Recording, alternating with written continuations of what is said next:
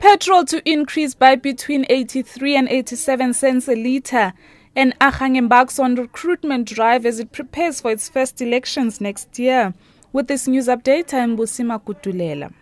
South African motorists are in for a nasty surprise at the pumps next month. Economists expect the prices of all grades of petrol to increase by between 83 and 87 cents a litre.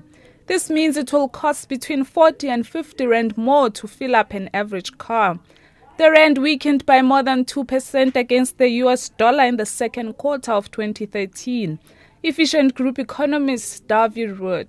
The main reason for the expected increase in the petrol price has to do with the recent weakness in the currency. The rand currently trading in excess of 10 rand to the US dollar is certainly adding to how much we have to pay for oil. And I expect an increase in the petrol price of about 83 cents a litre or so. In the case of the diesel price, an increase of around about 76 cents a litre or so can be expected.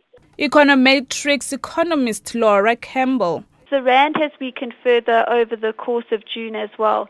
This is not good news for motorists because higher oil prices and the weakness of the rand is likely to combine to result in the price of petrol rising sharply by 87 cents per litre in July.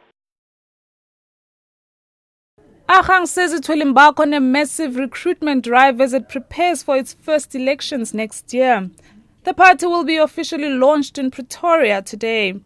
Party leader Mampela Rampela will unveil the party's 5 key policy proposals, which will be taken to supporters to be included in the election manifesto. Party spokesperson Thabo Leshilo says they expect 5,000 people to attend today's launch. Work begins in earnest on policies. We will unveil our 5 key policy proposals, which we'll have to take back to people, take back to members to discuss and debate. And those, once they are refined and finalized, they'll form part of our election manifesto for next year. President Jacob Zuma has taken a swipe at the DA, telling shack dwellers near Cape Town he's shocked to see the conditions in which Democratic Alliance rule has left them. Addressing residents at Imizamo Yethu in Hout Bay, Zuma said the DA was always boasting that things were improving in the Western Cape. ANC spokesperson Keith Khoza says the visit was part of the president's grassroots campaign for 2014 elections. South Africa's ability to attain global goals of an HIV-free generation has come under the spotlight on the last day of the SA AIDS conference in Durban. According to experts, the country is able to come close to realizing the goals in the foreseeable future. UNAIDS has set the global goal to have an AIDS-free generation by 2015. Executive Director of Johannesburg-based Anova Health Institute, James McIntyre, says South Africa is contemplating the option to give ARVs to HIV-positive women during pregnancy and while breastfeeding. If they have low CD4 counts, they'd stay on that treatment for life. If their CD4 counts were higher, they would take it through pregnancy and through the period of breastfeeding, and that, we think, will reduce the risk of transmission in those women to around 1% or less.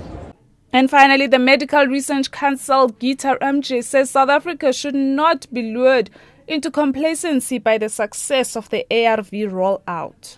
So getting to zero new infection can be a reality with responsible individual behavior, committed and enabling environment provided through community, civil society, and political support.